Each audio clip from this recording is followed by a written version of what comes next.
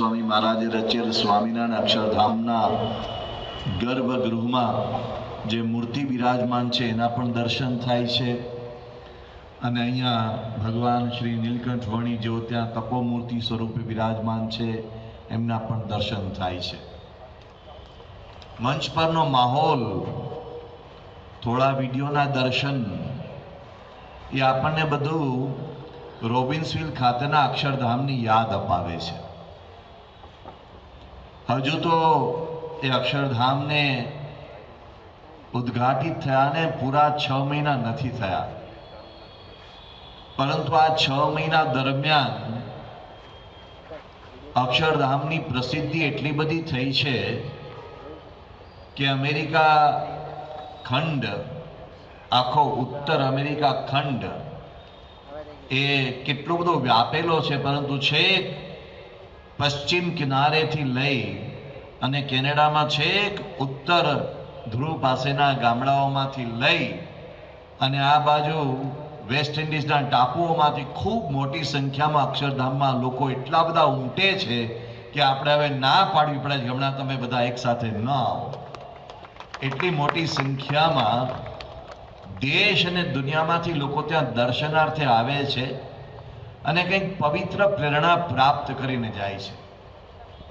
Akshardham is not a mere building of sacred architecture. એક પવિત્ર આર્કિટેક્ચરનું ખાલી એક બિલ્ડિંગ નથી, પણ અક્ષરધામ એક વિચાર છે, અક્ષરધામ એક પ્રેરણા છે, અક્ષરધામ એક જીવાતા જીવનનું માર્ગદર્શન છે. અક્ષરધામ એ વ્યક્તિએ પોતાના જીવનમાં સુખ કેવી રીતે પ્રાપ્ત કરવું એનું સ્પષ્ટ દિશા દર્શન આપે છે. હું આપને આ જણાવી રહ્યો છું ત્યારે મને બહુ જ આનંદ થાય છે કે અક્ષરધામના અત્યારે જે દર્શનાર્થીઓ છે એમાં 70% ધોળિયા અમેરિકનો દર્શનાર્થે આવે છે અને 30% એ ભારતીયો હોય છે. આટલી મોટી સંખ્યામાં ત્યાં આવે છે. સ્પેનિશ હમણાં 2 દિવસ પહેલા કે 3 દિવસ પહેલા કે કદાચ અઠવાડિયું થવા આવ્યું હશે, મને જરા સમયની બાબતમાં ગેરસમજ થઈ છે, પરંતુ અમેરિકાની સૌથી મોટામાં મોટી સ્પેનિશ ચેનલે સ્પેનિશ ભાષામાં અક્ષરધામ ઉપર 1 કલાક કાર્યક્રમ આપ્યો. એનાથી આખા અમેરિકામાં ને છેક યુરોપમાં જ્યાં સ્પેનિશ ભાષા લોકો જાણે છે એ લોકોને અક્ષરધામ પ્રત્યે એટલું બધું આકર્ષણ થયું કે આપણે જે અક્ષરધામમાં દર્શન કરવા માટે રજીસ્ટ્રેશન રાખવું પડ્યું છે કે ગમે ત્યારે ગમે ત્યાં આવી જાય તો આપણે બધાની વ્યવસ્થા ન સાચવી શકીએ. એટલે રજીસ્ટ્રેશનની સિસ્ટમ, એ રજીસ્ટ્રેશનની સિસ્ટમ ભરાઈ જાય એટલા બધા લોકોને અક્ષરધામ પ્રત્યે આકર્ષણ થાય છે. કારણ ત્યાં આવ્યા પછી લોકોના હૃદયમાં શાંતિનો અનુભવ થાય છે. ત્યાં આવ્યા પછી લોકોના હૃદયમાં કંઈક પવિત્ર આંદોલન અનુભવાય છે. પોર્ટો રિકો કરીને વેસ્ટ ઇન્ડિઝનો એક નાનું ટાપુ છે, ત્યાંથી થોડા સમય પહેલા જ એક ત્યાંના ધનાઢ્ય મહિલા, એ ખ્રિસ્તી ધર્મનું પાલન કરે છે, એવો ત્યાં દર્શનાર્થે ખેંચાઈને આવ્યા છે. ક્યાં વેસ્ટ ઇન્ડિઝના એક ખૂણે આવેલો ટાપુ, ત્યાંથી એ ખાસ દર્શને આવ્યા અને આ ભગવાન સ્વામિનારાયણની જે મૂર્તિ બિરાજમાન છે એ ત્યાં અક્ષરધામમાં જ્યાં બિરાજમાન છે એની સામે આવીને ધ્રુસકે રડવા માંડ્યા. મારે અહીંયા કહેવું જોઈએ કે એટલા બધા લોકોની આંખોમાં ત્યાં આંસુ જાય છે, ભાવાવેશમાં આવી જાય છે, હર્ષોલ્લાસમાં આવી જાય છે, આનંદની અનુભૂતિમાં આવી જાય છે. તો એ બેન ધ્રુસકે રડવા લાગ્યા. એટલે એમની સાથે એમના સુપુત્રી પણ હતા, એ કોલેજિયન સ્ટુડન્ટ હતા. એટલે આપણા સ્વયંસેવકો જરા જે રીતે એ મહિલા ધ્રુસકે ભાવાવેશમાં આવી ગયા હતા અને સાવ અજાણ્યા, એટલે એમને જઈને પૂછ્યું કે આપને કોઈ તકલીફ પડી છે, આપને અમે કંઈ મદદ કરી શકીએ? ત્યારે એ બેન તો કંઈ બોલી શક્યા નહીં, પણ એમના દીકરી હતા, એમણે કહ્યું કે અહીંયા આવ્યા પછી અમને એવો કંઈક પવિત્ર અનુભવ થાય છે કે અમને એમ લાગે છે કે અમારી જિંદગીનો આજે સૌથી સારામાં સારો દિવસ છે, એનો અમને આજે આનંદ થાય છે. એટલે કે મારા માતા ભાવાવેશમાં આવી ગયા છે. અને મેં જ્યારથી અક્ષરધામના પરિસરમાં પ્રવેશ્યા ત્યારથી અમને આ અનુભવ થાય છે. અક્ષરધામના અનુભવો માત્ર 6 મહિનામાં જે રેકોર્ડ થયેલા છે, જેનું રેકોર્ડિંગ કરવામાં આવેલું છે, અથવા તો જેને આપણે અભિપ્રાય પોથીમાં નોંધવામાં આવ્યા છે એવા અનુભવો એ એટલા બધા માત્ર આ 6 મહિનામાં થયા છે કે હવે આપણે આપણી પાસે જે ડેટા બેંક હોય ને એ ભરાવા માંડી, ઉભરાવા માંડી કે હવે કેટલાકને આપણે અભિપ્રાયો લેવા. એટલા બધા લોકો ભાવાવેશમાં આવે કે અમારે અક્ષરધામ વિશે કંઈ કહેવું છે. અને વર્ડ ઓફ માઉથ, એક પણ એડવર્ટિઝમેન્ટ આપી નથી, એક પણ પોસ્ટર રિલીઝ કર્યું નથી, એક પણ કોઈ પણ પ્રકારની પબ્લિક એનાઉન્સમેન્ટ જાહેરાત કરી નથી, પણ લોકો એટલા બધા આવે છે કે જે અરસપરસ એકબીજાને પ્રેરણા આપીને ખેંચી લાવે છે. તો અક્ષરધામની આ જે બાબત છે એનું રહસ્ય શું છે? હમણાં અહીંયા વાત કરીએ અક્ષરધામની નિર્માણ ગાથા. મારે એ નથી કહેવું તો કેવી રીતે પથ્થર ખાણમાંથી નીકળ્યો. આ પથ્થર 20 લાખ ઘનફૂટ પથ્થર બલ્ગેરિયાની ખાણમાંથી શિયાળાની કડકડતી ઠંડીમાં નીકળ્યો, કાઢવામાં આવ્યો. સ્વયંસેવકો ખાણમાં રહ્યા અને ખાણમાં રહીને સ્વયંસેવકોએ પથ્થર કાઢ્યો. બલ્ગેરિયા, ટર્કી અને ઇટાલીની ખાણમાંથી પથ્થર કાઢ્યો. કારણ કે એ જ પથ્થર ત્યાંના હવામાનને માફક આવ્યો તેવો હતો, એટલે છૂટકો નહોતો. ત્યાં એ પથ્થર કાઢીને ભારત સુધી પહોંચાડ્યો. ભારત સુધી આવ્યા પછી ભારતમાં એને મુન્દ્રા બંદરેથી રાજસ્થાનમાં લઈ ગયા. ત્યાંની ઘડતરની લાંબી પ્રક્રિયા થઈ અને 7,000 કારીગરો ઘડતરમાં દિવસ રાત લાગેલા રહ્યા. સંતોના માર્ગદર્શન મુજબ પછી ઘડાયેલો પથ્થર એક એક ટુકડો પાણીમાં તરતો તરતો પાછો અમેરિકા પહોંચ્યો. અમેરિકામાં એક એક ટુકડા ભેગા થયા અને આટલું મોટું અક્ષરધામ રચાયું, જે ભારત બહારનું અત્યારનું સૌથી મોટામાં મોટું હિન્દુ મંદિર છે. અને આપને જાણીને આશ્ચર્ય થશે, મારે નિર્માણ ગાથામાં ઊંડાણ જાણવા જવું છે, કેવી રીતે પથ્થર કાઢ્યો બધું મારે નથી કહેવું, કેવી રીતે ઘડાયો એ નથી કહેવું, પણ એક બીજી બાબત ઉપર આપણું ધ્યાન દોરવું છે, જે બાબત ઉપર આપણું લક્ષ્ય બહુ ઓછું હોય છે. એની જે કન્સ્ટ્રક્શન પ્રોસેસ છે એ તો કોઈ પણ મંદિર બનતું હોય એવી જ એક પ્રક્રિયા છે, પણ આમાં એક સૌથી મોટી બાબત હતી તે એ હતી અને એ સૌને આકર્ષે છે કે તેનું નિર્માણ આપના જેવા 12,500 સ્વયંસેવકોએ સાથે મળીને કર્યું. આ કોઈ મજૂરોએ કર્યું, કારીગરોએ કર્યું એવું હોત તો એક અલગ બાબત હોત, પણ એવા સ્વયંસેવકો જે અમેરિકન યુનિવર્સિટીમાં હજુ કોઈ ગ્રેજ્યુએટ થયા છે, કોઈ પોસ્ટ ગ્રેજ્યુએટ થયા છે, કોઈ દુનિયાની શ્રેષ્ઠ ગણાતી હાર્વર્ડ યુનિવર્સિટી, કોઈ દુનિયાની શ્રેષ્ઠ ગણાતી એવી યેલ યુનિવર્સિટી, એવી મોટી મોટી યુનિવર્સિટીઓમાંથી ઊંચી ઊંચી ડિગ્રીઓ પામીને કોઈ ભાઈઓ, કોઈ બહેનો, કોઈ યુવતીઓ, કોઈ ડેન્ટિસ્ટ છે, કોઈ ડોક્ટર છે, કોઈ એન્જિનિયર છે, કોઈ આઈટી પ્રોફેશનલ છે, કોઈ બિઝનેસ વુમન કે બિઝનેસમેન છે, એ બધાએ ભેગા મળી કેમ જેમણે જિંદગીમાં પથ્થરો આ પ્રકારનો જોયો નથી, જેમણે જિંદગીમાં આ પ્રકારના પથ્થરનું કામ કર્યું નથી, એવા લોકોએ તમે પાછળ જુઓ છે ને અક્ષરધામ, આવું અક્ષરધામ બનાવવું, એવા લોકોએ બનાવવાનું એટલે એ કઈ સામાન્ય બાબત છે. અને એક એક પથ્થર, કેટલા ટનનો પથ્થર. હવે આ પથ્થરો આમથી આમ જતા હોય ને, આપણે જ્યારે પ્રોસેસ જોઈએ ને તો ત્યારે આપણને પણ એમ થાય કે આ કેવી રીતે થશે. અહીંયા જે પાછળ શિખર દેખાય છે ને, એ શિખર કેટલું ઊંચું છે, ખાલી એક જાણ ખાતર કહું છું, એ શિખર આખું મંદિરની વાત નથી કરતો, માત્ર જે ઉપરનું જે શિખર આટલો આકાર દેખાય છે એ શિખર એ 103 ફૂટ ઊંચું છે, ખાલી શિખર. એટલે તમે વિચાર તો કરો, એનું શિખર 10 માળનું આખું બિલ્ડિંગ થયું. એના પથ્થરો એટલા બધા ક્લિષ્ટ એની રચના હોય છે, એની રચના એટલી જટિલ હોય છે, એટલી કોમ્પ્લેક્સિટી વાળી હોય છે કે કોઈ કરી ન શકે, પણ આ બધા યુવાનોએ કર્યું. અને એક યુવાન સાંજે રાત્રે લગભગ 11 વાગ્યાની આસપાસ નીલકંઠ મણિના મૂર્તિના પરિક્રમા કરવા ગયો, કારણ કે રાત્રે શાંતિ હોય, પરિક્રમા શાંતિથી થાય, એટલે હું ત્યાં પરિક્રમા કરવા ગયો ત્યારે કાનમાં હેડફોન ભરાવી એક જુવાન આમ કરતો, જરા જોગિંગ કરતો કરતો પરિક્રમા કરતો હતો. એટલે મેં જરા આમ એને સમજવાનો પ્રયાસ કર્યો કે આ અત્યારે રાત્રે જોગિંગ કરે છે. અચ્છા, મજાની વાત હોય કે મોટે મોટેથી કીર્તન ગાતો હતો. હવે એને તો હેડફોન પહેર્યા હતા એટલે એને ન સમજાય કે કેટલું મોટેથી ગાય છે.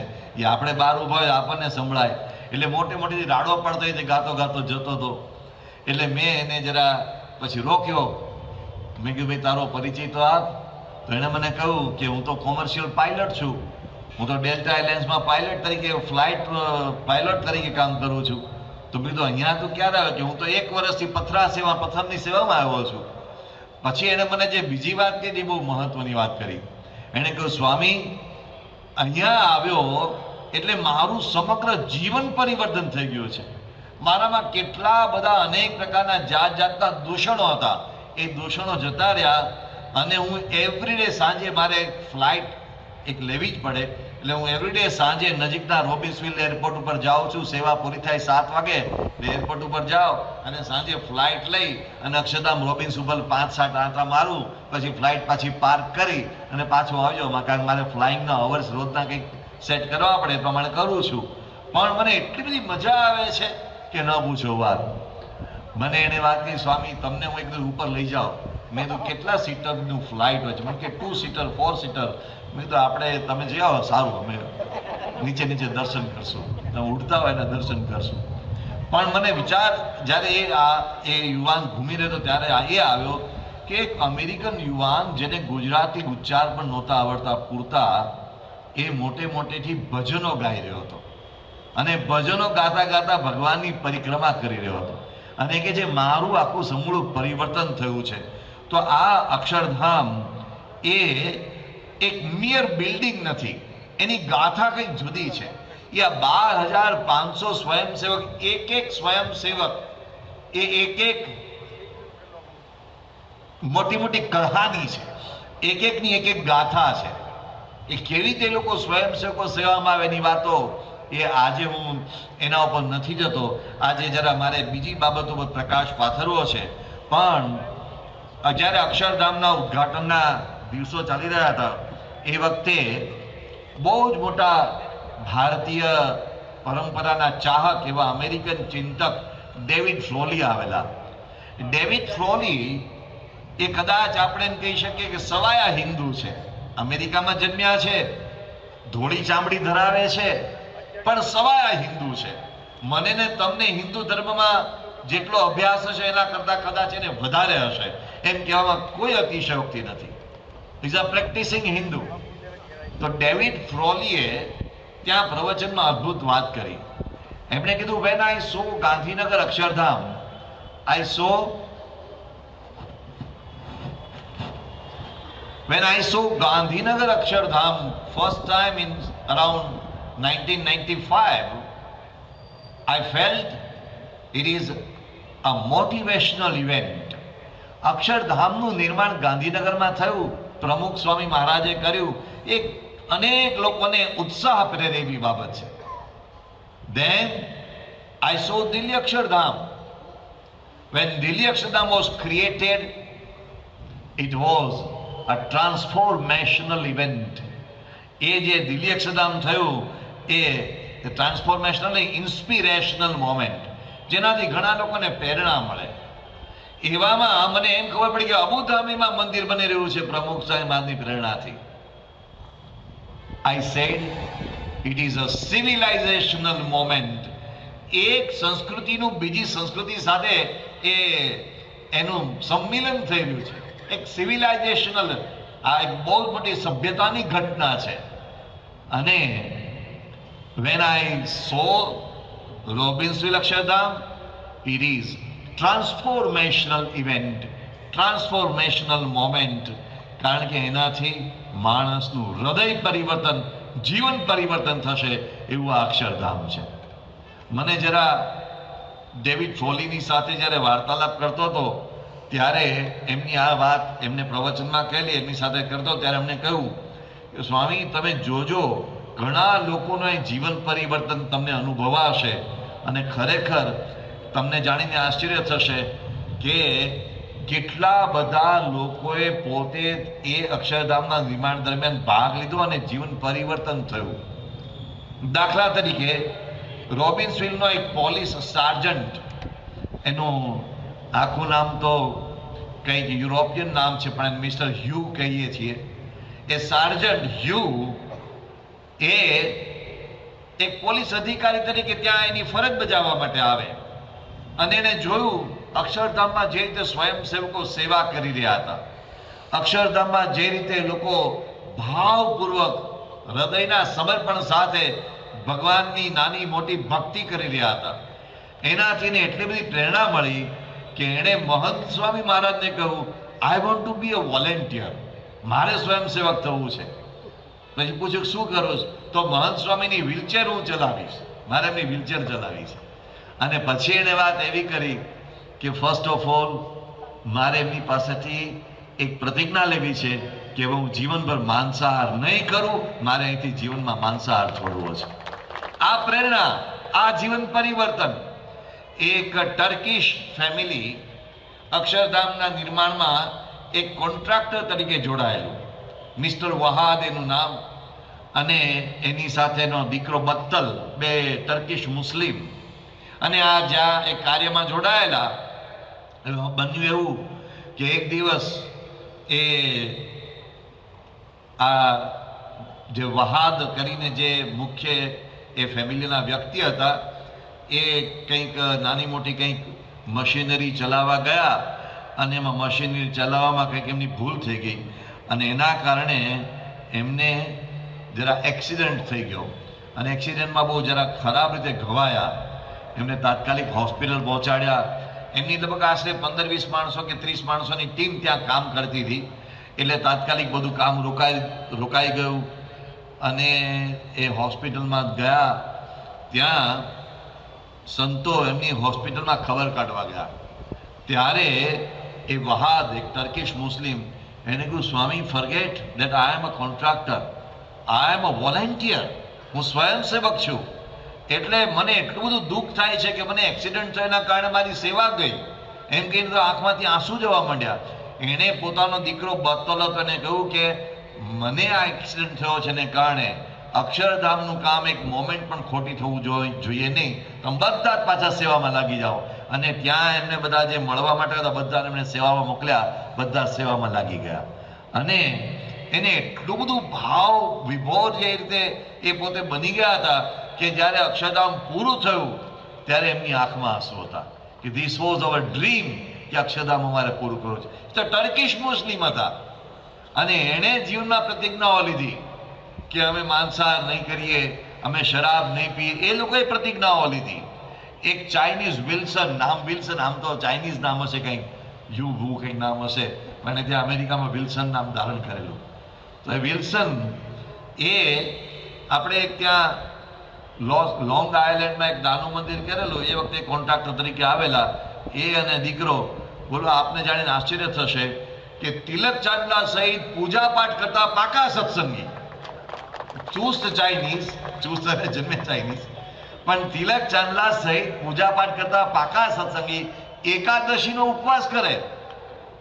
અને એનું આ અક્ષરધામમાં જે આખું પરિવર્તન થયું, અમે નજરો નજર જોયું કે આ અક્ષરધામ એ ખરેખર એક પરિવર્તન, ટ્રાન્સફોર્મેશનલ એક મોમેન્ટ છે.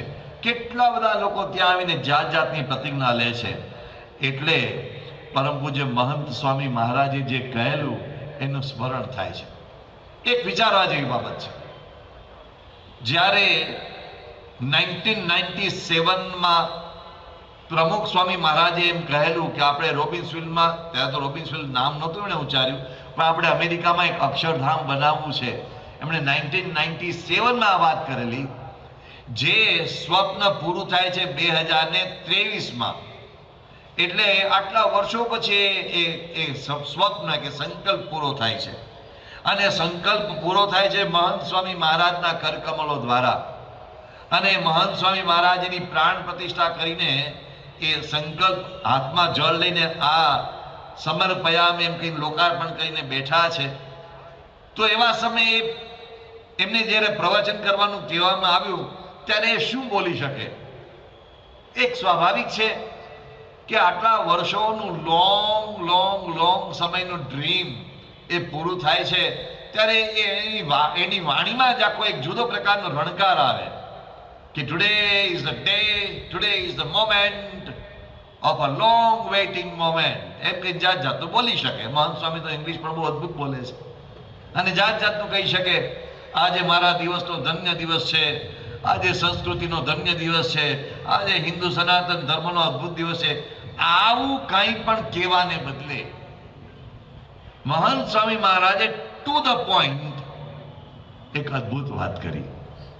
એમણે કહ્યું કે આવું દિવ્ય અક્ષરધામ થયું છે, કેટલો સોબર ટોન, કેટલો લાઇટ ટોન, કેટલો સરળ અવાજ.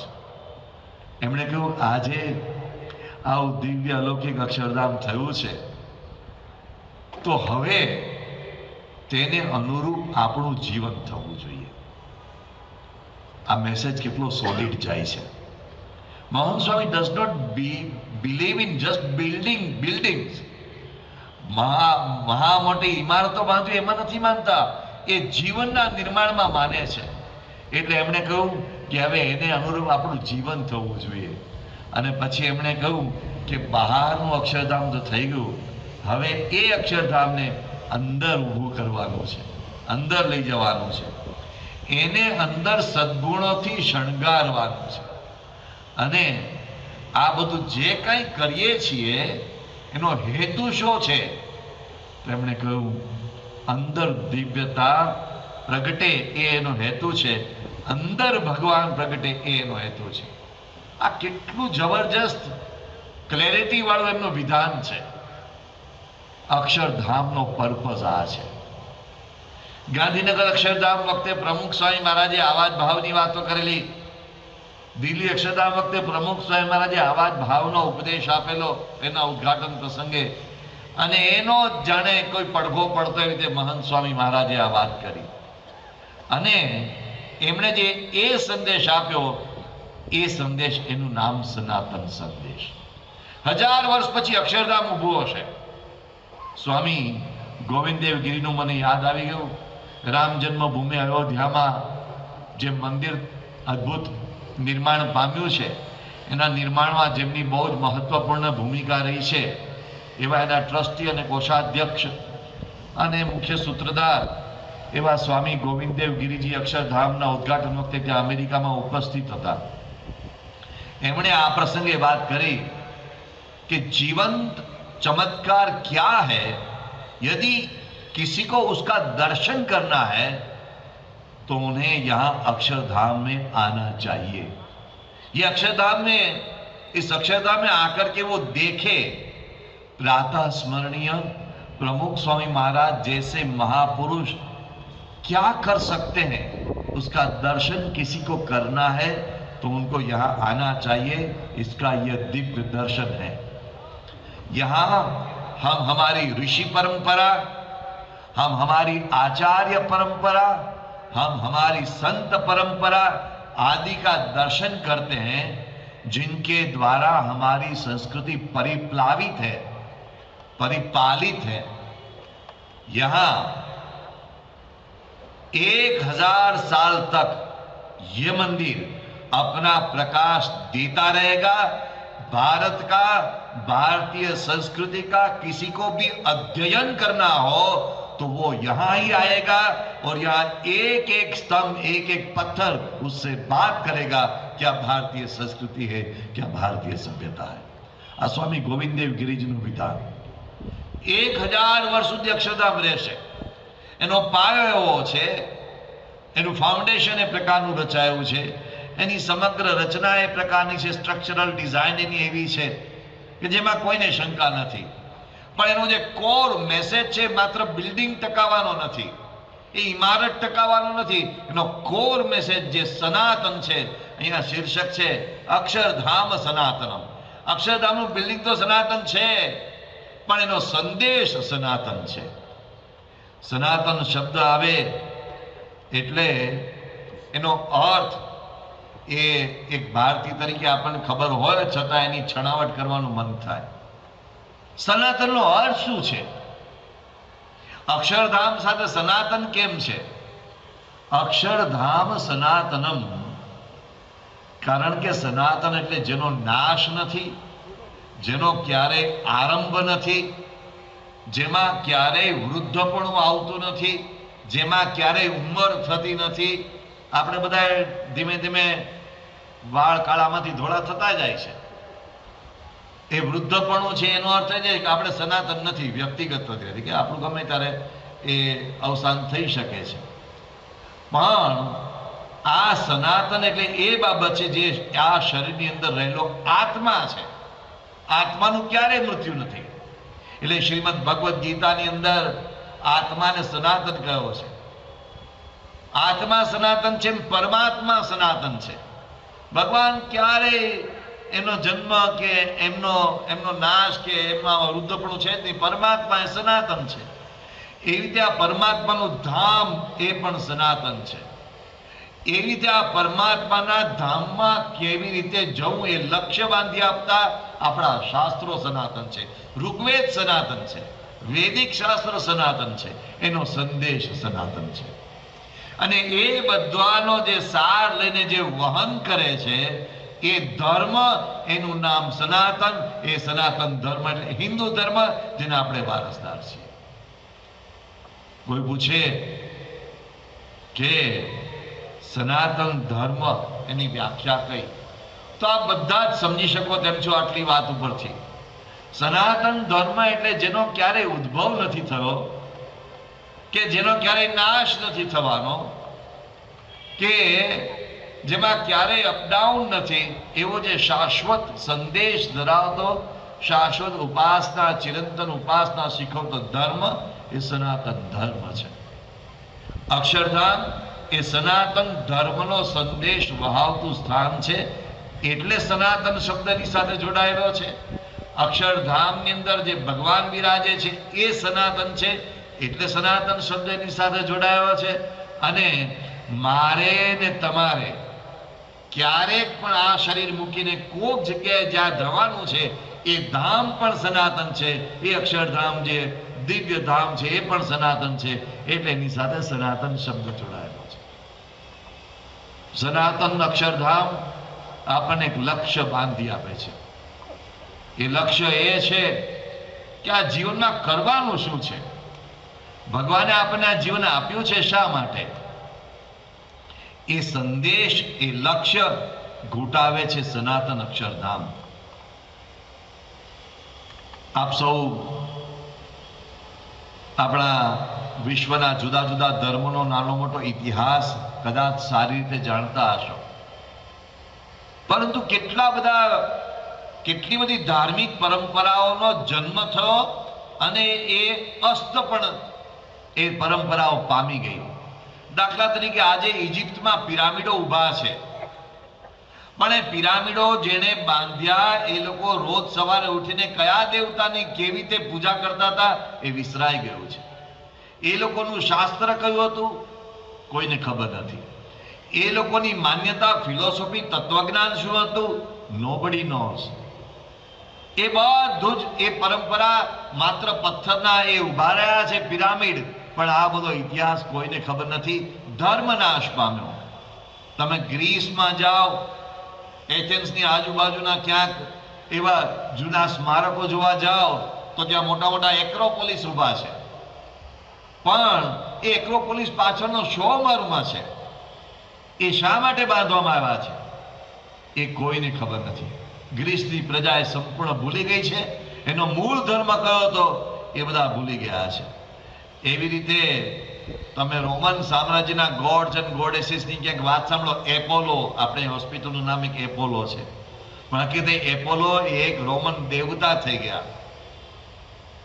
એક આપણે હર્ક્યુલસ, એક સાયકલ એક જમાનામાં આવતી હતી, અત્યારે ખબર નહીં આવે છે કે કેમ, પણ હર્ક્યુલસ નામ જૂના જમાનાના બધાએ સાંભળ્યું છે. એ હર્ક્યુલસ એક રોમન દેવતા થઈ ગયા, જે સૂર્યનો અવતાર માનવામાં આવતા હતા. એ એક એની ક્યાંક છૂટી છવાઈ શિલ્પ ને એની કંઈક આકૃતિઓ મળે છે રોમમાં. એવી રીતે વિનસ એક દેવી થઈ ગયા, એનું ક્યાંક નાનું મોટું જોવા મળે છે. આવું બધું છૂટું છવાયું ક્યાંક એના શિલ્પોને એવું બધું મળે છે.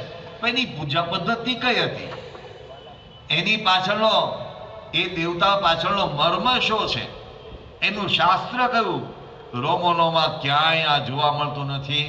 બધું જ નાશ પામ્યું છે. ક્યાંક એના છૂટા છવાયા શિલ્પો પડ્યા છે. અને તમને જાણીને આશ્ચર્ય થશે, ભારત ઉપર પહેલું આક્રમણ ક્યારે થયું, હિન્દુ ધર્મ પર પહેલું આક્રમણ ક્યારે થયું ખબર નહીં. આજકાલની પાઠ્યપુસ્તકોની જે કંઈ શાળાઓની બધી શીખવાની બાબતો છે એમાં એ કંઈ ભણાવવામાં આવે છે કે કેમ, પરંતુ ઈસવીસન પૂર્વે 805માં નોંધાયેલું પહેલું આક્રમણ ભારત ઉપર થયેલું, અસીરિયાની રાણી સેમી રેમીઝે ભારત ઉપર પહેલું આક્રમણ કરેલું એવું નોંધાયું છે. એના પહેલા કેટલા થયા કોઈને ખબર નથી, પણ 800 ઈસવીસન પૂર્વે 805માં ભારત ઉપર આક્રમણ થયેલું. અને ઝેલમ નદીના કાંઠે એક ભારતનો તે સમયનો રાજા હતો સત્યવ્રત, અને બીજું નામ સુપ્રતિક. એ સત્યવ્રત અને સુપ્રતિકે એ જે અસીરિયાની રાણી હતી સેમી રેમીઝ, એની સાથે બરાબર યુદ્ધમાં લોહા લીધેલા, જેના કારણે એની હાર થયેલી. ત્યારથી લઈને ઈસવીસન પૂર્વે 805માંથી લઈને છેલ્લો તમે પુલવામાનો હુમલો ગણી લો, ત્યાંથી લઈને અત્યાર સુધી ભારત ઉપર કેટલા આક્રમણો થયા છે, હિન્દુ ધર્મ પર કેટલા આક્રમણો થયા છે, એની સિરીઝ આખી બોલી શકાય તેમ છે.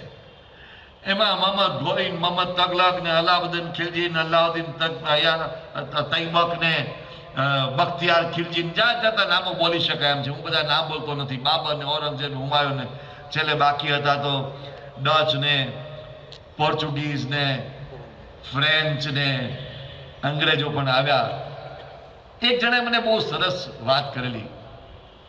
એમણે કહ્યું કે ભારત કેમ આટલો બધો ગરીબ રહી ગયો દેશ, બીજા બધા દેશો આગળ વધી ગયા, અને કે તમે જ્યારે સંસ્કૃતિની વાતો કરતા હો છો ત્યારે તમે એમ કહો છો ભારત બહુ સમૃદ્ધ હતું, સોને કી ચીડિયા હતી, યહાં તો जिस देश में गंगा बहती है, તમે બધી મોટી મોટી બધી વાતો કરતા હો છો કે તો દૂધની નદીઓ વહેતી હતી. આમાં તો અત્યારે આપણે ઠેકાણા દેખાતા નથી, અને આવી બધી વાતો તમે જૂની જૂની કરો છો.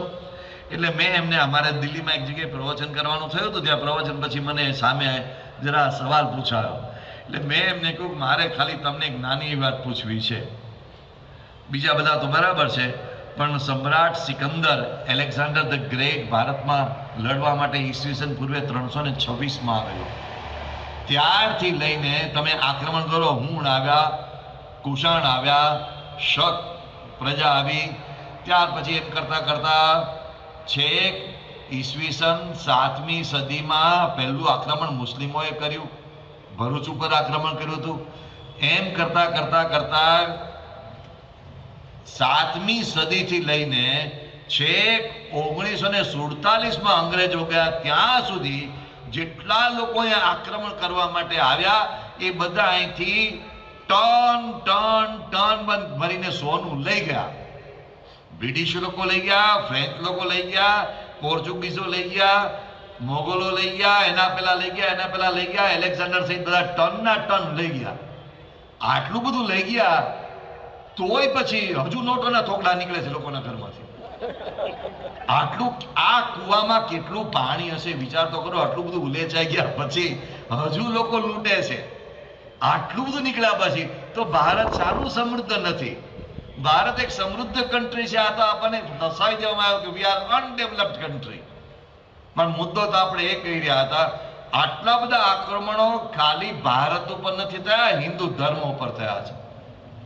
એક એલેક્ઝાન્ડર કનિંગહામ કરીને એક બહુ જ મોટો બ્રિટિશ આર્કિયોલોજિસ્ટ ભારતમાં ઘણા વર્ષો સુધી રહેલો, એણે ભારતમાં મંદિરો કેટલા તૂટ્યા છે એનું સર્વેક્ષણ કરેલું. એણે ઈસવીસન 1862માં એક યાદી પ્રકાશિત કરેલી. એ યાદીમાં એણે સેંકડો મંદિરોની યાદી એમાં ટાંકેલી કે જે એને જાતે જોયેલા, કે જે બહારથી આવેલા આક્રમણકારોએ મંદિર તોડ્યા હોય, જેમાં સોમનાથનું મંદિર પણ તૂટ્યું હોય, કાશી વિશ્વનાથનું પણ તૂટ્યું હોય, મથુરાનું પણ તૂટ્યું હોય, આ બધા મંદિરોની યાદી બનાવેલી. પણ આપને જાણીને આશ્ચર્ય થશે, એ યાદી આગળ વધતા વધતા વધતા એનું સર્વેક્ષણ થતા archaeological survey of India, British government, Bharat સરકારની વાત નથી કરતો, એણે જે યાદી પ્રકાશિત કરેલી એ 3500 મંદિરોની યાદી પ્રકાશિત કરેલી, જેમાં આપણો અહીંનો રુદ્ર મહાલય પણ સિદ્ધપુરનો આવી ગયો, અને બધા ભવ્ય મંદિરો. તો આટલા બધા આક્રમણો થયા ત્યાર પછી આજે પણ હિન્દુ ધર્મ જીવતો છે, એનું નામ છે સનાતન ધર્મ. જો ક્યાં ઇજિપ્તની દશા ને ક્યાં ઈરાનની દશા ને ક્યાં ઈરાકની દશા ને ક્યાં રોમ અને ક્યાં ગ્રીસની દશા, અને આજે ભારતમાં ઋગ્વેદનો મંત્ર બોલાય છે જેવી રીતે 10,000 વર્ષ પહેલા બોલાતો હતો. હરિ ઓમ દ્યો શાંતિરંતરિક્ષ ગો શાંતિ પૃથિવી શાંતિરાપ શાંતિરોકદય શાંતિ. જેમાં મંત્રનું ગાન કર્યું, આ ઋગ્વેદનો શાંતિ પાઠ એ આજથી 10,000 વર્ષ પહેલા જે રીતે ગવાતો હતો એ રીતે આજે 10,000 વર્ષ પછી ગવાય છે. આ છે સનાતન ધર્મ, આ જીવે છે. લોકો પૂછે છે આને તમે સનાતન કેમ કહો છો? હું ખાલી નાનો એવો સવાલ પૂછું, અહીંયા બેઠેલા જેટલા બેઠા છે એમાંથી મારે બધા પૂછવું છે. આંગળી ઊંચી કરજો જેને જવાબ ખબર હતો. હું ઊભા કરીને જવાબ નહીં પૂછું, એમને તમે ખાલી હાથ ઊંચો કરશો તો મજા આવશે.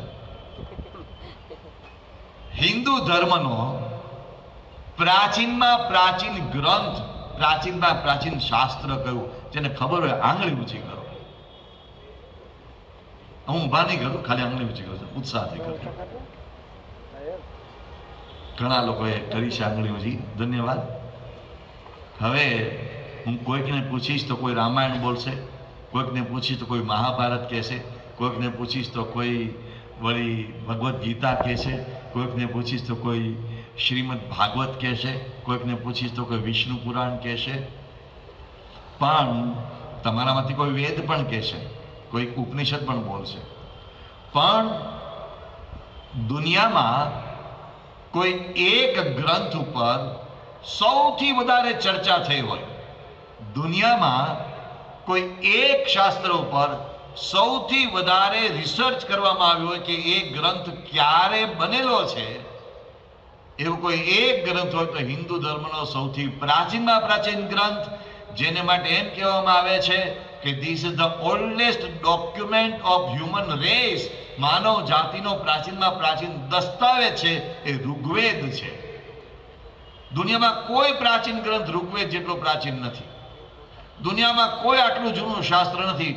આ વાત હું આ મંચ ઉપરથી બોલું છું એવું નહીં, દુનિયાના તમામ યુનિવર્સિટીના એકેડેમિશિયનો પણ સ્વીકારે છે.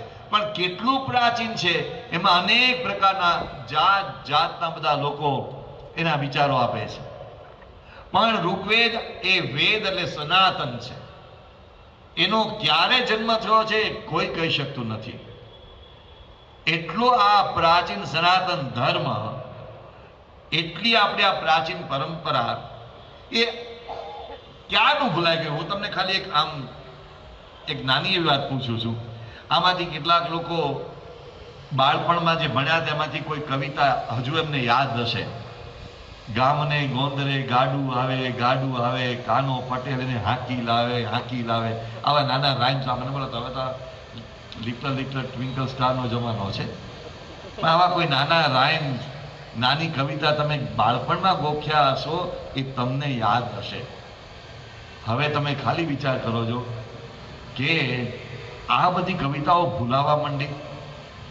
જે 1910 કે 1925ના ગાળામાં લોકો ભણ્યા એ કવિતા 1940-45ના ગાળામાં ભૂલાઈ ગઈ. 1940-45ના ગાળામાં હતી એ 75માં ભૂલાઈ ગઈ. 75માં શીખ્યા એ 2000માં ભૂલાઈ ગઈ. 2000માં શીખ્યા અત્યારે ભૂલાઈ ગઈ. દુનિયાનું કયું ગીત એવું છે કે આટલા વર્ષો સુધી હજુ લોકો એને યાદ કરતા હોય? આ ગીત કેટલા, એની સંખ્યા કેટલી? બહુ નહીવત એવી સંખ્યા હશે જે આટલા જૂના ગીત આટલા વર્ષો પછી લોકો યાદ કરતા હોય. એવું કોઈ ગીત હોય તો ઋગ્વેદના મંત્રો છે. આટલા વર્ષો પછી આજે આપણે એને ગાઈએ છીએ, એ જીવન છે. ભારતમાં લાખો લોકો ઋગ્વેદનું ગાન કરી શકે છે. અહીંયા સેટેલાઇટની અંદર નાના નાના બાળકોને ઋગ્વેદના મંત્રો આવડે છે. તમને જાણીને આશ્ચર્ય થશે કે અત્યારે આપણે સારંગપુરથી આપણું સંસ્કૃત મહાવિદ્યાલય પરમ પૂજ્ય પ્રમુખ સ્વામી મહારાજની પ્રેરણાથી ત્યાં સ્થપાયું છે. એમાં ઓનલાઈન સંસ્કૃતના કોર્સિસ કરવામાં આવે છે. એમાં હું ખાલી એક ઓસ્ટ્રેલિયાની વાત કરું છું. ઓસ્ટ્રેલિયાની અંદર નાના નાના બાળકો 4 વર્ષના અને 5 વર્ષના એ લોકો જે મંત્રગાન કરે છે આ સંસ્કૃત ઓનલાઈન શીખીને, આપને જાણીને આશરે હમણાં એક સ્પર્ધા થઈ, એમાં 350 નાના નાના બાળકો, જેને કારિકા જય કહેવામાં આવે છે, 350 બાળકો એ હજાર શ્લોક કંઠસ્થ કરી મોઢે બોલે છે. આટલા ટેણિયાઓ. આ આપણી સનાતન પરંપરા છે, આ આપણો સનાતન ધર્મ છે. તો આ સનાતન ધર્મ આટલા લાંબા સમય સુધી જીવંત કેવી રીતે રહ્યો? એક નાનું ગીત નથી જીવતું રહી શકતું, એક વાર્તા નથી જીવંત રહી શકતી લાંબી. તો આ આટલો વારસો એ આજે કેવી રીતે જીવંત રહ્યો? આજે તમે જાઓ, ભગવાન શિવની પૂજા, ભગવાન રામની પૂજા, ભગવાન કૃષ્ણની પૂજા, માતાજીની પૂજા, અરે બીજા નાના મોટા દેવતાઓની પૂજા, એ પૂજા પદ્ધતિ કેટલાય વર્ષોથી પુરખો પૂર્વેથી ચાલી આવે છે અને આપણે કરીએ છીએ.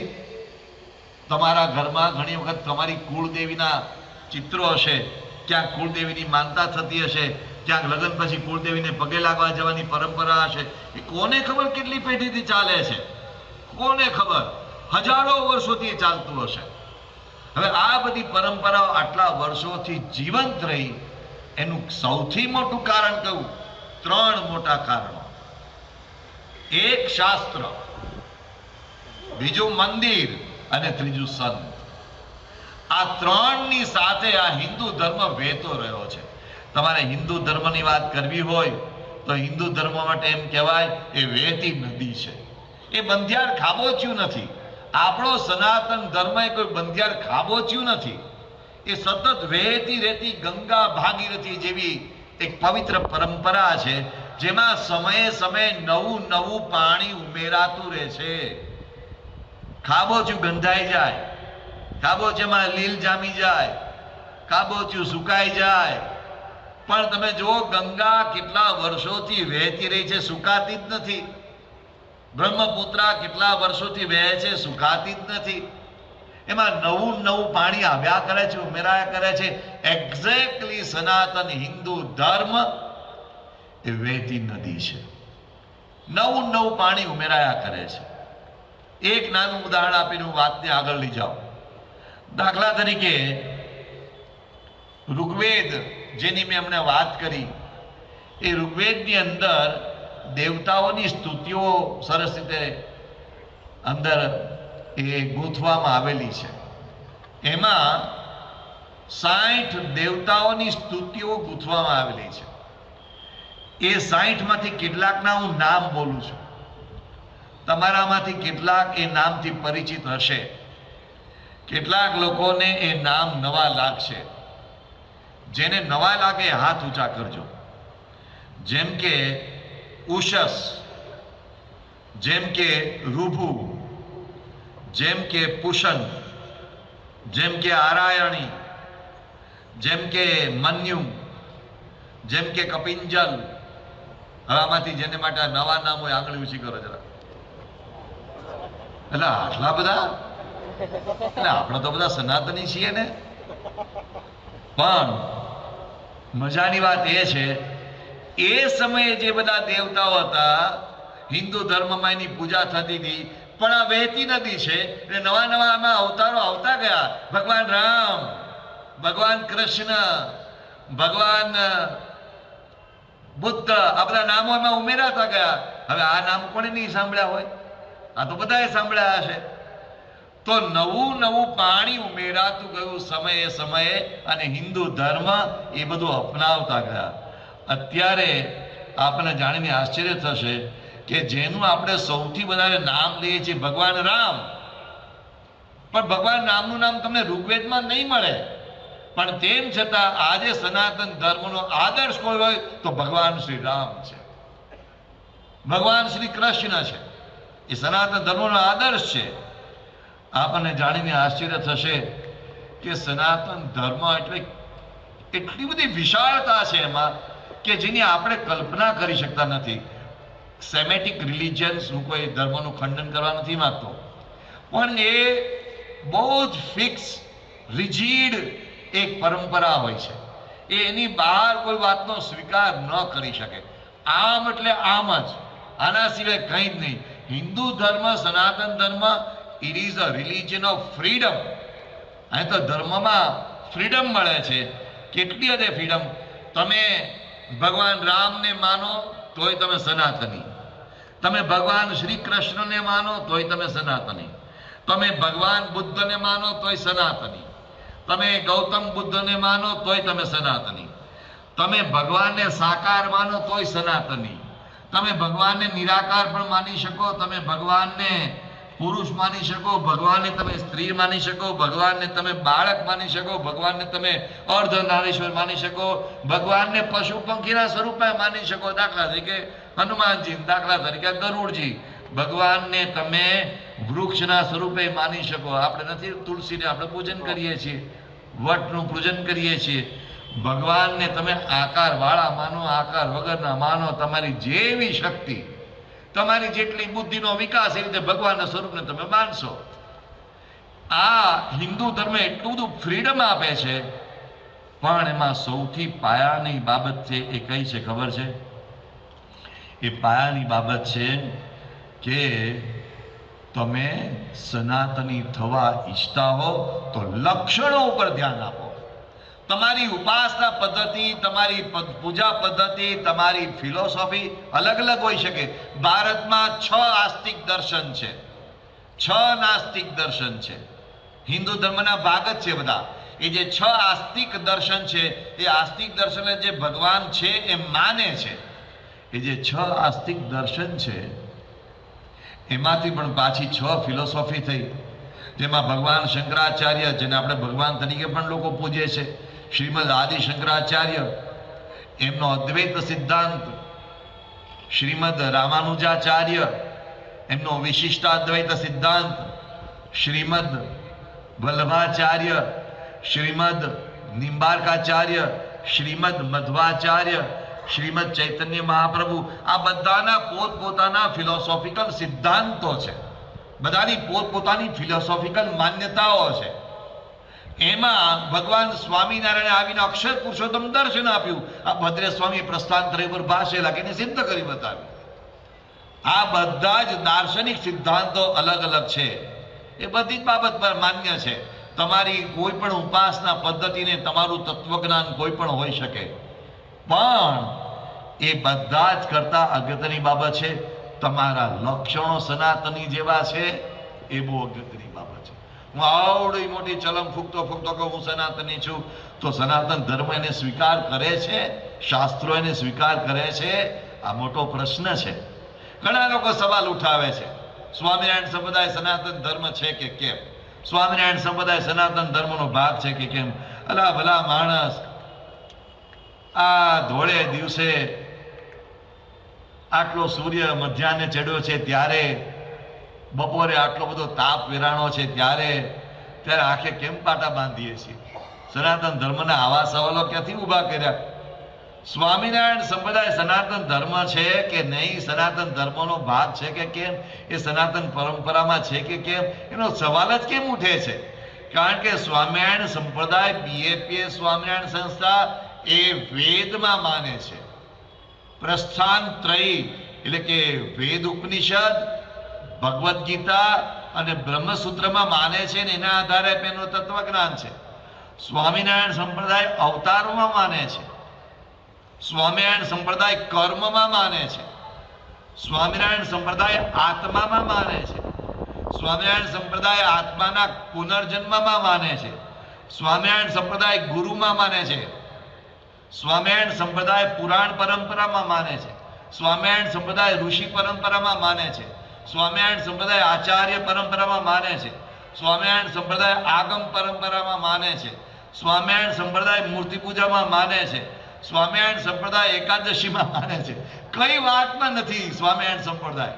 સ્વામિનારાયણ સંપ્રદાય, જો મને થારી અતિરેક કરીને કહેવાની છૂટ મળે તો હું તો ત્યાં સુધી કહું કે સ્વામિનારાયણ સંપ્રદાય સનાતન ધર્મનું આ યુગનું સૌથી શુદ્ધ સ્વરૂપ છે, જ્યાં સૌથી વધારે લોકો સનાતન ધર્મની તમામ માન્યતાઓને હૃદયથી પ્રામાણિકપણે અનુસરે છે.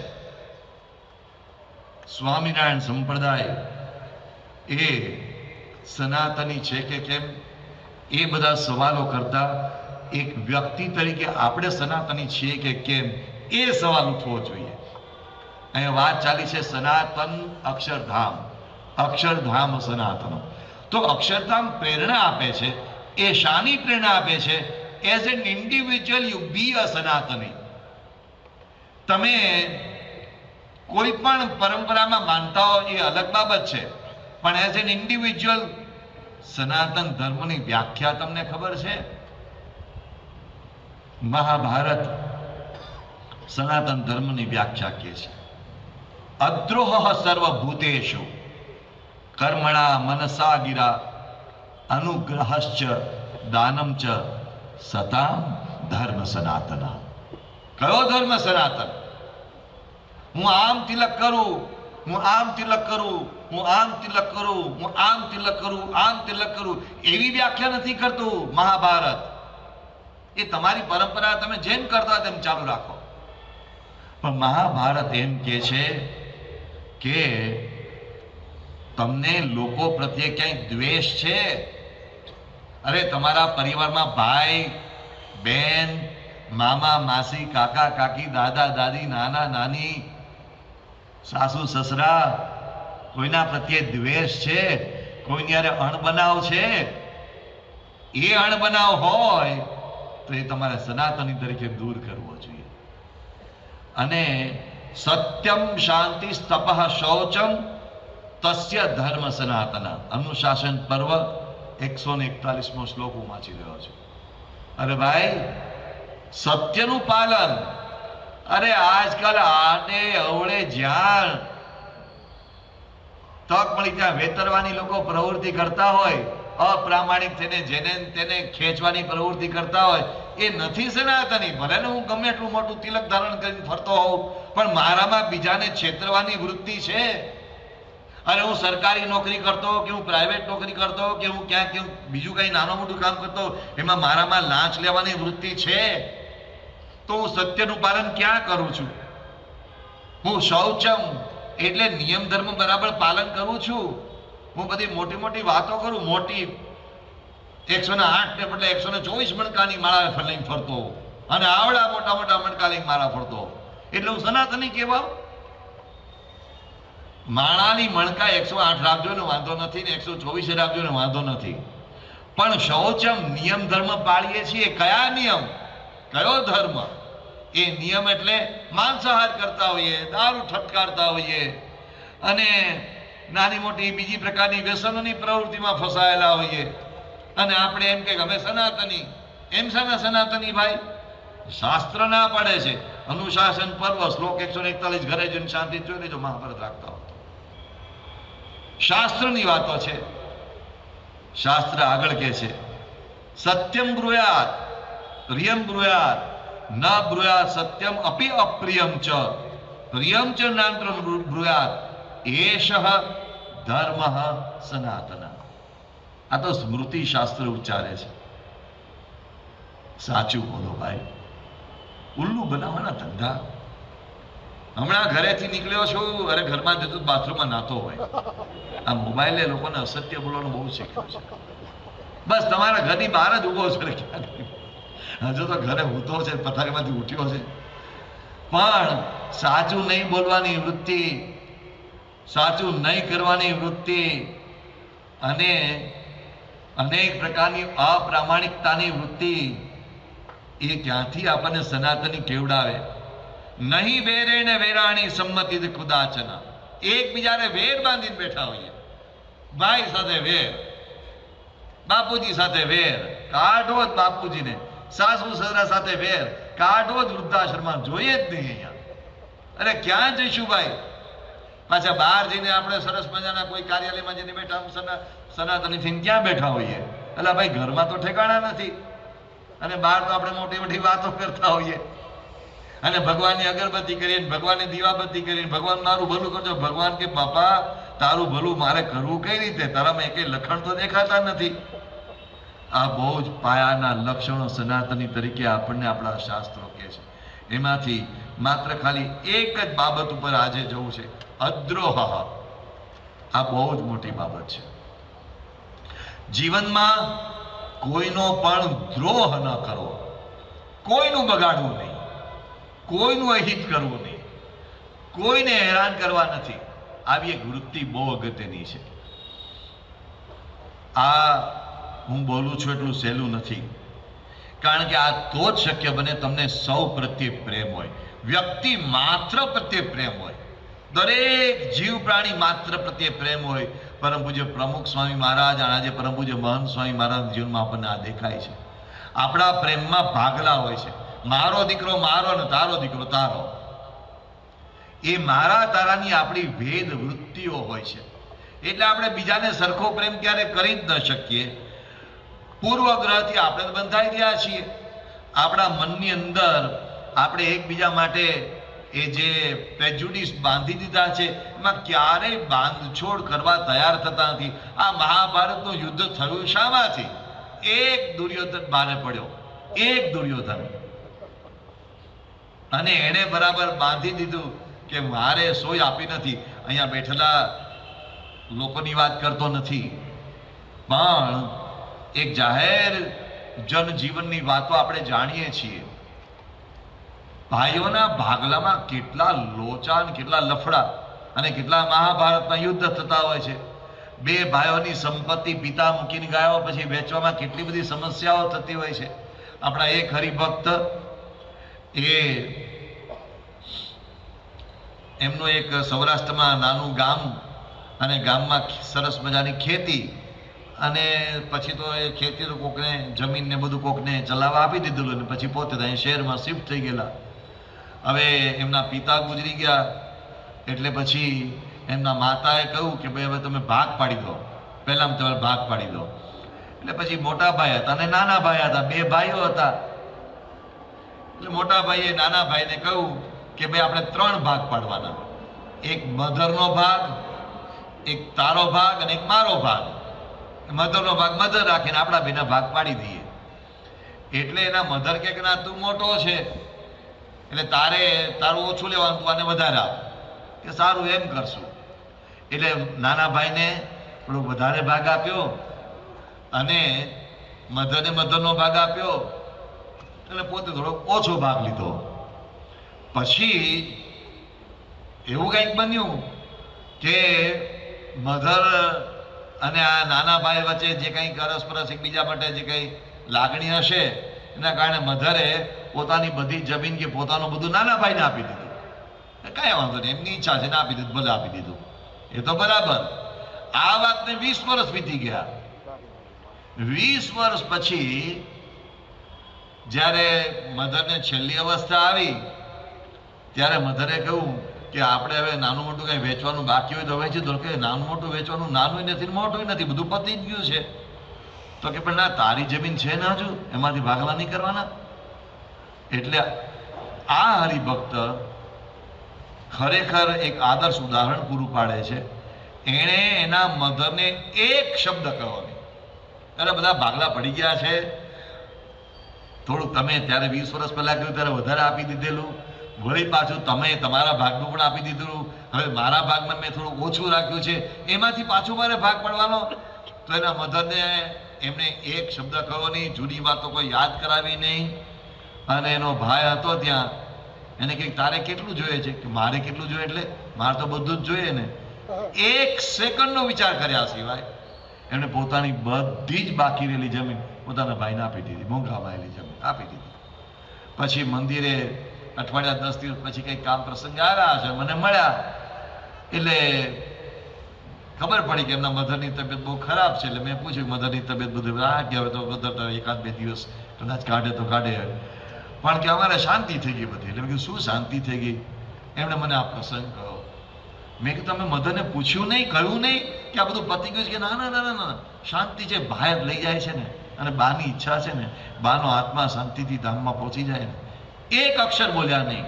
આ પ્રમુખ સ્વામી મહારાજે પકવેલા ઉદાહરણો છે, આ સનાતની છે.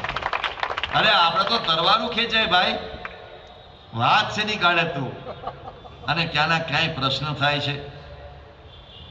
બીજું, આપણી સહનશીલતા કંઈક બહુ જ વિચિત્ર રીતે ઘટી રહી છે. કોઈ એકબીજાનું લેશ માત્ર સહન કરવા તૈયાર થતા નથી.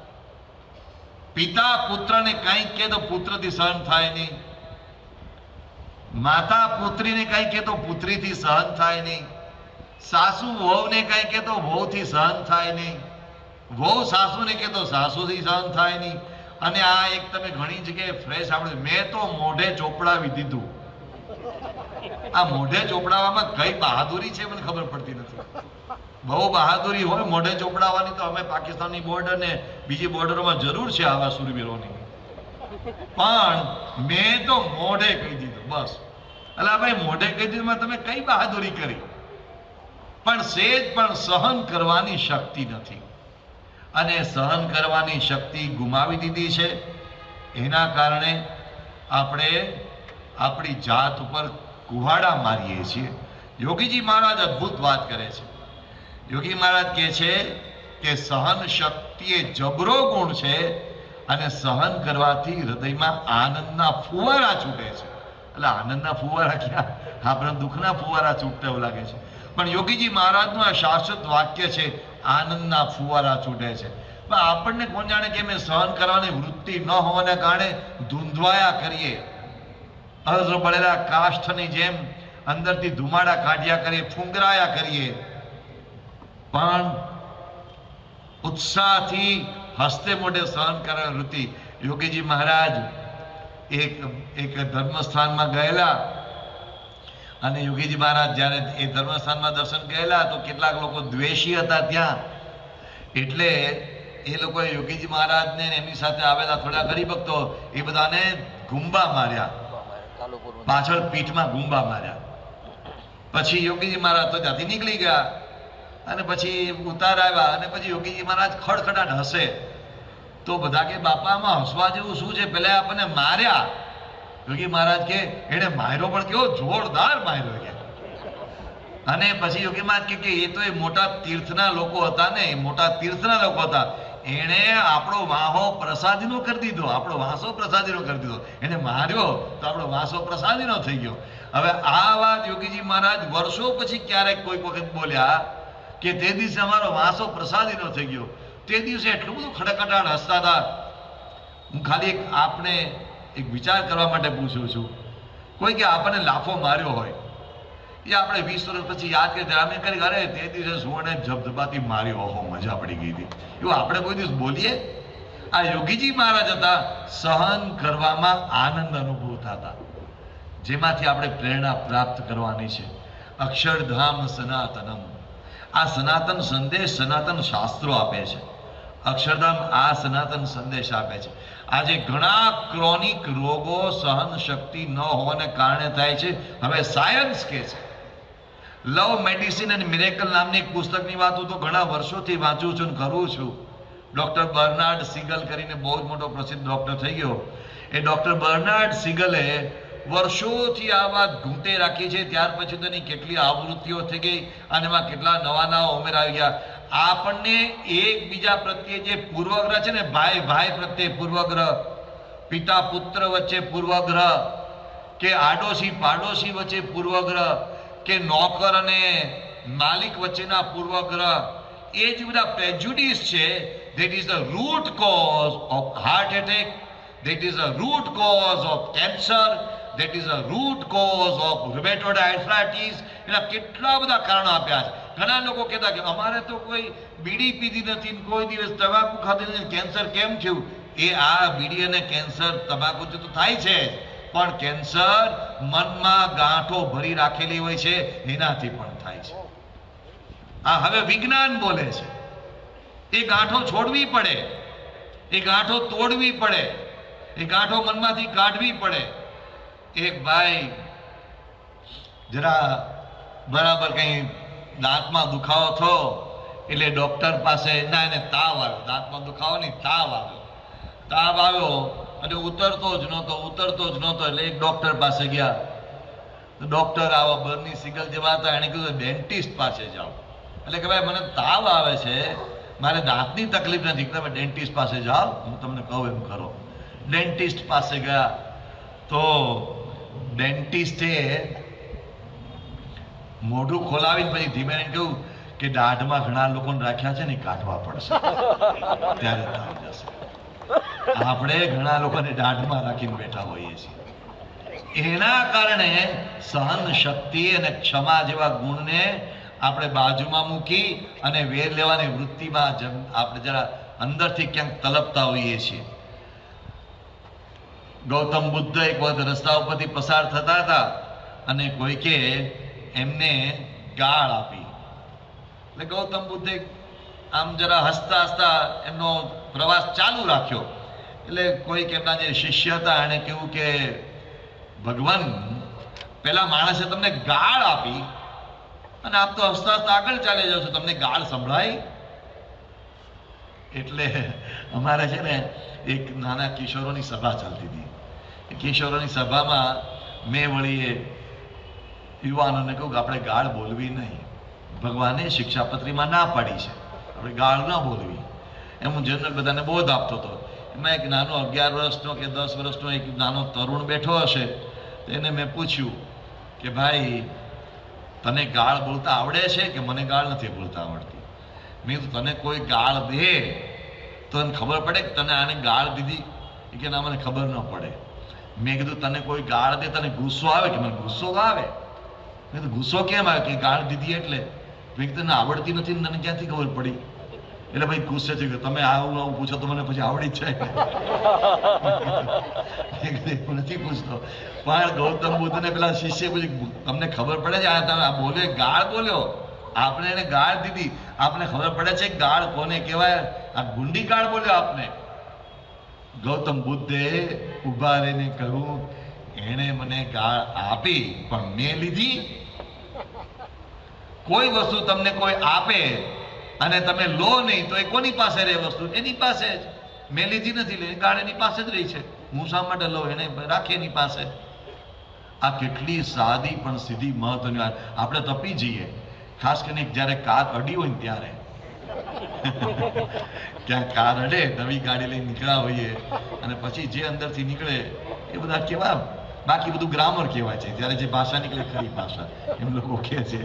પણ એ અંદરથી જે એક દ્વેષ ફાટી નીકળે છે નાની નાની બાબતમાં, એને કેવી રીતે સમાવવું એ શીખવાનું છે. એ સનાતન ધર્મ છે. પતિ પત્ની વચ્ચેના ઝઘડા દુનિયામાં ભાગ્યે જ એવું ઉદાહરણ હશે જ્યાં ન હોય. કોઈકે સરસ વાત મને કરી હતી કે પરફેક્ટ જોડી એ માત્ર ચપ્પલમાં હોય છે, બાકી બધી અંધશ્રદ્ધા છે. એવું કોઈકે કહેલું મને. તો નાનું મોટું તો ચાલ્યા જ કરવાનું હોય છે. એક વખત કંઈક છાપામાં આવ્યું હશે કે જે મહિલા હોય છે એ રોજના 50,000 શબ્દ બોલે છે અને પુરુષ હોય છે રોજના 5,000 શબ્દ બોલે છે. એટલે છાપો વાંચતા વાંચતા પતિએ પત્નીને કહ્યું કે જો આમાં તમારા 50,000 શબ્દો છે ને અમારા 5,000 શબ્દો. તો કે પણ શું કરીએ, તમને એકની એક વાત 10 વખત કહીએ ત્યારે તમને સમજ પડે છે. એમાં અમારો 10 ટાઈમ સ્કોર થઈ જાય છે. તો આવું તો ચાલ્યા જ કરવાનું. પણ એ ચાલતા ચાલતા ક્યારે છૂટાછેડાની નોબત ઉપર આવી જાય છે. કેટલા છૂટાછેડા થાય છે. અમદાવાદની અંદર ફેમિલી કોર્ટની અંદર તમે છૂટાછેડાના કેસોનો ભરાવો જુઓ. હજુ તો લગ્ન કર્યા અને 3 મહિનામાં છૂટા, 4 મહિના છૂટા. લગ્નનો ખર્ચો હજુ તો વસૂલ નથી કર્યો. જે ધામધૂમથી જાન બોલાવી હોય અને જાનને જે રીતે ધામધૂમથી ઉગલાવી હોય એ બધું એ તો વસૂલ નથી થયું. ત્યાં તો છૂટાછેડાની નોબત. આ બધા ઝઘડા કેમ થાય છે? એક વખત પત્નીએ કહ્યું પતિને કે તમને ખબર છે કે 84 લાખ ફેરા જુદા જુદા જન્મના આપણે ફરીએ છીએ, પછી આપણને અમૂલ્ય માનવ જીવન મળે છે. પતિએ કહ્યું કે આ અમૂલ્ય માનવ જીવન ખાલી 4 ફેરા ફરીએ મારી પથારી ફરી જાય છે. 84 લાખ ફેરા. અરે ભાઈ, શું ફેરા ચાના આ ઝઘડા ચાલે છે? નાની નાની બાબતોમાં આપણે કેમ બધા જાત જાતના છેલ્લા પાટલે જઈને બેસી જઈએ છીએ? કેમ સમાધાન ને સલાહની એક સુમેળની વૃત્તિ જાગતી નથી? તો સનાતની શાના? આપણા દાદા દાદીઓ, આપણા પૂર્વજો એમને તો છૂટાછેડા જેવો શબ્દ નહોતો સાંભળ્યો. આપણા જ પરિવારજનો, આપણા નજીકના જ હજુ અત્યારે જીવતા વડીલો બેઠા છે, એવા બધા આખી જિંદગી સુખે દુઃખે કાઢી નાખી. એમના જીવનમાં કેટલાય પ્રશ્નો આવ્યા, એમના જીવનમાં કેટલી તકલીફો આવી, એમના જીવનમાં કેટલાય નાના મોટા ન સહન થાય એવા પ્રસંગો બન્યા, પણ લોકો સુખે દુઃખે જીવી ગયા. અને આપણે તો નાની નાની બાબતમાં તું આમ ને તું આમ ઉપર ઉતરી આવીએ છીએ. એ ક્યાંથી ચાલે? તો આની મૂળ વૃત્તિ એ છે કે આપણે અંદરથી વૃત્તિઓને શુદ્ધ કરવાનું શીખ્યા નથી. અક્ષરધામ સનાતનમ મહંત સ્વામી મહારાજે એ સંદેશ આપ્યો કે અંદર દિવ્યતા પ્રગટાવવાની છે. આ બહાર તો અક્ષરધામ બનાવી દીધું, અંદર શું? અંદર અક્ષરધામ બનાવવું એટલે અંદર દિવ્યતા પ્રગટાવી, અંદર આ સદગુણો લાવવા. એ આ સનાતન ધર્મના શાસ્ત્રો કહે છે. એક ફોટોગ્રાફર 50 વર્ષ સુધી ફોટા ખેંચતો રહ્યો. એનો સ્ટુડિયો નાનો, 50 વર્ષ સુધી એને ફોટોગ્રાફ ખેંચ્યા અને પછી એને સ્ટુડિયો પોતાનો બંધ કર્યો અને એને મેમરીઝ કરીને એક પુસ્તક લખ્યું કે 50 વર્ષના મારા ફોટોગ્રાફીના વ્યવસાય દરમિયાન મને કેવા કેવા જુદા જુદા અનુભવો થયા. એના ઉપર એને પુસ્તક લખ્યું. એમાં એણે એક વાત લખી કે મારા સ્ટુડિયોની બહાર મેં એક બોર્ડ માર્યું હતું કે અહીંયા તમારા ફોટા ખેંચવામાં આવશે.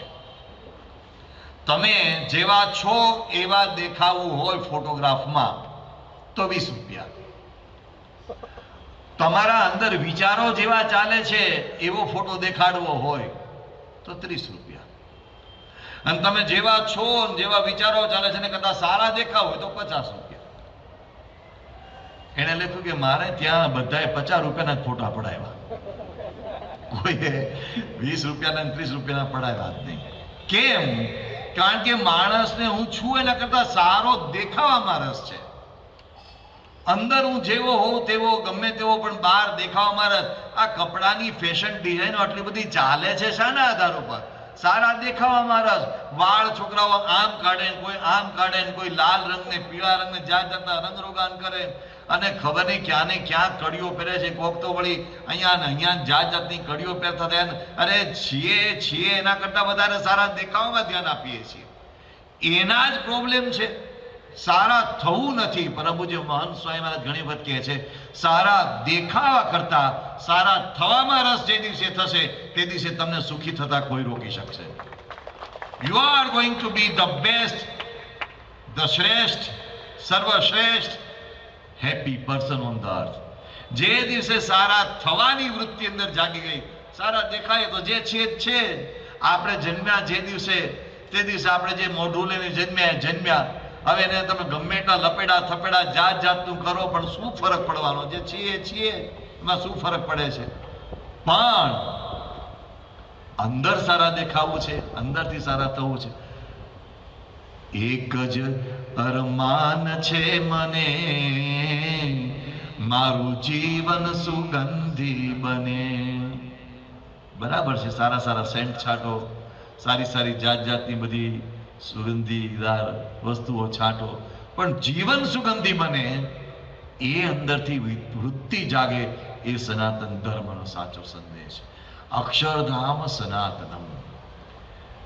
પરમ પૂજ્ય મહંત સ્વામી મહારાજે અક્ષરધામનું ઉદ્ઘાટન કર્યું ત્યારે 12,500 સ્વયંસેવકોએ એમાં એ સાખ પુરાવી કે અક્ષરધામમાં સેવા કરવાથી અમને સૌથી મોટો ફાયદો થયો તો એ થયો અમારું જીવન સુધર્યું છે. અમે જ્યાં હતા ત્યાંથી 1 ડિગ્રી ઉપર ચડ્યા છીએ. આપણે બધા આ 3 દિવસની પારાયણ દરમિયાન એક સાચા સનાતની થવા માટે આપણે શું કરવું જોઈએ, એ અક્ષરધામના માધ્યમથી આપણે કેવી રીતે શીખી શકીએ છીએ, કેવી રીતે આપણા જીવનને ઘડી શકીએ છીએ, એની આપણે થોડી પ્રેરણા પ્રાપ્ત કરવી છે. આજે આપણે પહેલા દિવસે આટલું શીખ્યા. ખરેખર સાર એટલો છે કે ધીરે ધીરે વૃદ્ધિ પામી તું વૃદ્ધ થા, કા પછી સર્વસ્વ ત્યાગી તું બુદ્ધ થા. સ્નાન કરો ઘરમાં કે ગંગા તટ પર જઈને, પણ શરત એક જ છે, અંદરથી તમે શુદ્ધ થાઓ. આ અંદરથી શુદ્ધ થવાની પ્રક્રિયા એ બહુ જ મહત્વની છે. એ સનાતન ધર્મ આપણને શીખવે છે. એ શીખવાની પ્રક્રિયા આવા મહાપુરુષોના જીવનમાંથી આપણે વિશેષ એની પ્રેરણા પ્રાપ્ત કરીએ છીએ. ભગવાન સ્વામિનારાયણે એ સંદેશ આપ્યો. વર્તમાન સમય પરભુજ પ્રમુખ સ્વામી મહારાજને, મહંત સ્વામી મહારાજે એ સંદેશ આપ્યો. એ સંદેશને એક પગલે ઉપર જવા માટે કયા કયા વિચારોને આપણે જીવનમાં સ્થાન આપવું જોઈએ એની વાત આપણે આવતીકાલે કરીશું. ત્યાં સુધી સૌને જય